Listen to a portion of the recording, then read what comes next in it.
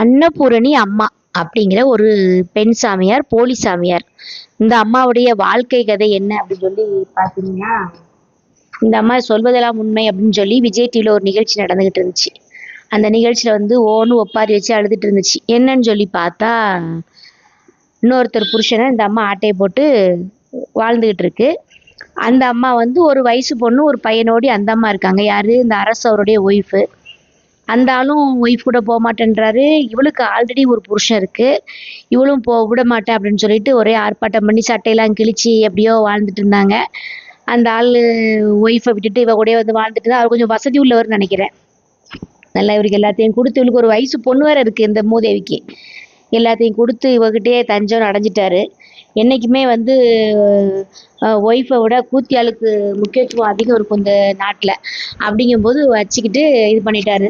கடைசியில் என்ன ஆச்சுன்னு சொல்லி பார்த்தீங்கன்னா, அந்த சனியை வந்து அவனையும் கொன்றுச்சு. யார? அந்த அந்த சாமியாரை, அந்த அரசுங்கிறவனை கொன்றுச்சு இந்த போலி சாமியார். கொன்னுட்டு அங்கேயே வந்து சேவகம் பண்ண வந்திருக்கான் ஒருத்தன். அவனை திருப்பி மூணாவது புருஷனா எடுத்துக்கிச்சு. இந்த மூணாவது புருஷன் கூட இருக்கும்போது நம்ம முக்தார் கண்ணில் குறுகுறுன்னு ஊர்த்தி இருக்கு. முக்தார் ஏற்கனவே ரொம்ப கேவலமானவன், மோசமானவன், பொம்பளை பொறுக்கி.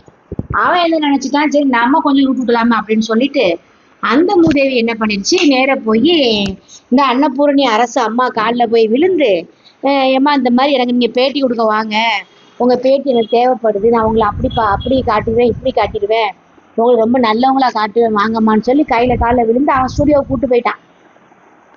கூட்டு போய் பேட்டி கேட்கும் போதே கொஞ்சம் குண்டக்க மட்டக்கெல்லாம் பேசினான். பேசும்போது அந்த அம்மா ஆட்டோமேட்டிக்காக அழுதுருச்சு. அழுத உடனே அதுக்கப்புறம் என்னெல்லாமோ சமாதானப்படுத்தி, அப்படியா, சரி சரி நீங்கள் கிளம்புங்க அப்படின்னு சொல்லி அனுப்பிச்சி வச்சான். இப்போ என்ன பண்ணுறான், அந்த வீடியோவே திருப்பி மறுபடியும் போட்டு அதை வந்து டெலிகாஸ்ட் பண்ணால் அந்த அம்மாவுக்கு கோவம் வந்துருச்சு. அது வந்து, டேய் முக்தார், என்னை யாருன்னு நினைச்சியா? நான் வந்து அன்னபூரணி அம்மாடா ஏங்கட்டலாம், நீ உன் வேலையை காட்டிக்காதடா, அப்படியா இப்படியா, அந்த பையல இந்த பையன்னு நேர கேள்வி கேட்க ஆரம்பிச்சிருச்சு. என்னைக்குமே மக்களே, நல்லவங்களுக்கு வர்ற கோபத்தை விட கொஞ்சம் மோசமான லேடிஸ் இருப்பாங்க பார்த்தீங்களா, அவங்களுக்கு வந்து கோபம் ரொம்ப அதிகமாக வரும்னு சொல்லி நான் கேள்விப்பட்டிருக்கேன்.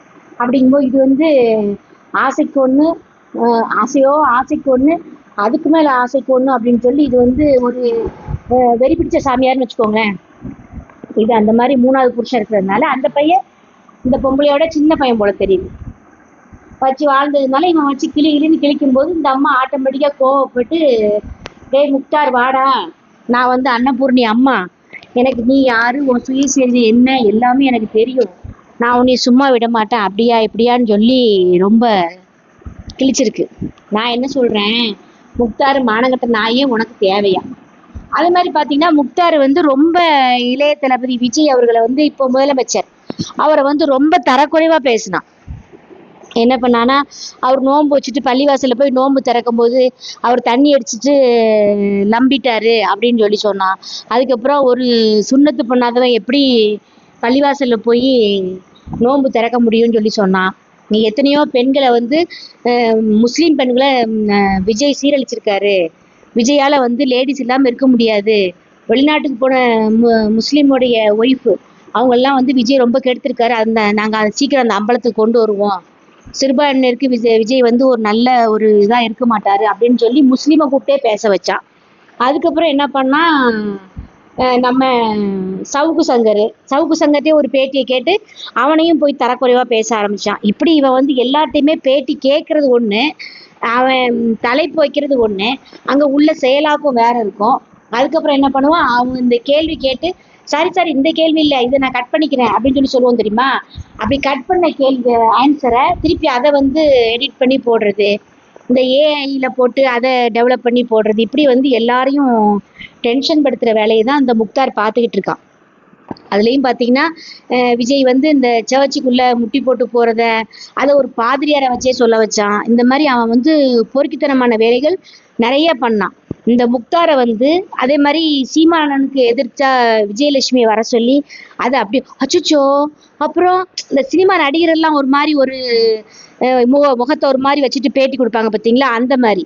அப்புறம் அப்படியா, கனிமொழிக்கும் உங்களுக்கும் இப்படி ஆயிடுச்சா, இந்த மாதிரி ஒவ்வொரு விஷயமா சொல்லி அப்படி பேட்டி எடுத்துக்கிட்டு இருந்தான். இன்னும் சொல்லப்போனால் சீமானை வந்து அறுத்து கிழிச்சு அந்தரத்தை தொங்க வச்சதுல மெயின் பங்கு இருக்கிறது அப்படின்னு சொல்லி யாருன்னு பார்த்தா இந்த முக்தார் தான். ஆக மொத்தம் முக்தார் வந்து யாரையும் வாழவும் விட மாட்டான், சாகவும் விட மாட்டான், அறுத்து